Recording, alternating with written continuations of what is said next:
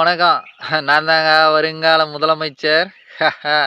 ஏங்க நான்லாம் ஆட்சி அதிகாரத்துக்கு வந்தேன்னா, ஒரே 1 வருஷத்துல எப்படி ஒட்டுமொத்தமான அத்தனை பிரச்சனையும் ஒழிச்சு, உன்ன ராஜா ராஜா மாரி, ராணி ராணி மாரி வாழ வைக்க முடியும். ஆனா இன்னைக்கு இருக்காங்க பாரு அரசியல் தலைவருங்க, 1 வருஷம் கிடையாது, 1000 வருஷம் ஆனா கூட, நீ அடுத்தவனுக்கு பணி செஞ்சு, பணிவிடை செஞ்சு வாழ்ற இந்த மடத்தனமான வாழ்க்கை ஒழியவே ஒழியாது. சத்தியமா உங்க அம்மா சத்தியமா ஒழியாது. எங்க அம்மா சத்தியமா ஒழியாது. திருந்துங்கடா டேய் மக்களா!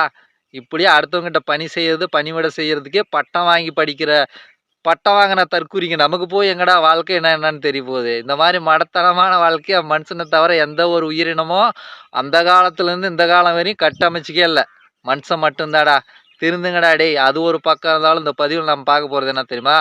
இன்னைக்கு கஞ்சா, போதை, அபின்னு இதை விட டீ, காப்பிக்கு ரொம்ப அடிக்ட் ஆயிட்டானுங்க. டீ காப்பி இல்லைன்னா உயிரே போயிடும் அவனுக்கு.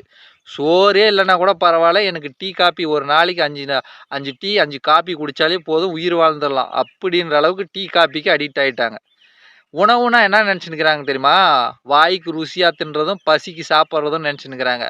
உணவு அது கிடையாதுடா. உணவு தாண்டா இன்னைக்கு நீயா வளர்ந்து நிற்கிற. உணவு தாண்டா உன்னோட வம்சமே. உணவு தாண்டா நாம உங்கள் ஒப்பம் சாப்பிட்ட உணவு தாண்டா உயிரணுவா மாறி இன்னைக்கு நாம் இப்படி வந்திருக்கோம். உங்கள் அம்மா சாப்பிட்ட உணவு தான் கருமுட்டியை மாறி இன்னைக்கு நாம் மனுஷனை வளர்ந்து நிற்கிறோம். அப்படி வளர்ந்து வந்த ஒரு குழந்தை பருவத்திலேருந்து இன்னைக்கு 50 கிலோ 80 கிலோ வளர்ந்து நிற்கிறோம்னா அதுவும் உணவு தான். நம்ம உடல் மூலியமாக, நம்ம மனைவி உடல் மூலியமாக இன்னொரு உயிரினம் உருவாகுதுன்னா அதுவும் உணவு தாண்டா டேய். உணவு தாண்டா நாம தாண்டா உணவு. உயிர்களே உணவு தாண்டா டேய்.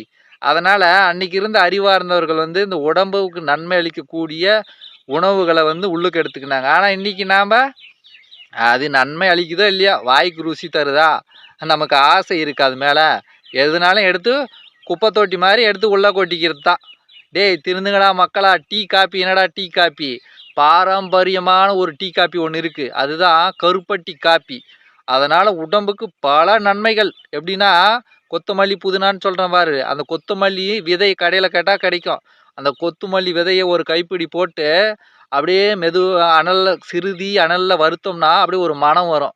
உடனே ஒரு 1/2 லிட்டரு 1 லிட்டரு தண்ணியை ஊற்றி சுக்கு தோலை சீவிட்டு நல்லா தட்டி அதில் போட்டு கொதிக்க வச்சு, அது கொதி வந்த பின்னாடி பனை வெல்லத்தை அதில் போட்டு, தேவையான அளவுக்கு பனை வெல்லத்தை போட்டு, நாம் 1 லிட்டரு ஊற்றுறோம் அப்படின்னா அதை 3/4 லிட்டராக சுண்ட வைக்கணும். அது மாதிரி கொஞ்சம் தண்ணி சுண்டுற அளவுக்கு கொதிக்க வச்சு அதை வடித்து அதை சாப்பிட்டீங்கன்னு வச்சுக்கோங்க, அப்படியே உடம்பெல்லாம் அப்படி சுறுசுறுப்பாக இருக்கும். உடம்புக்கு அவ்வளோ நல்லது. அத்தனை சப்த தாதுக்களையும் அது போஷிக்குண்டா. திருந்த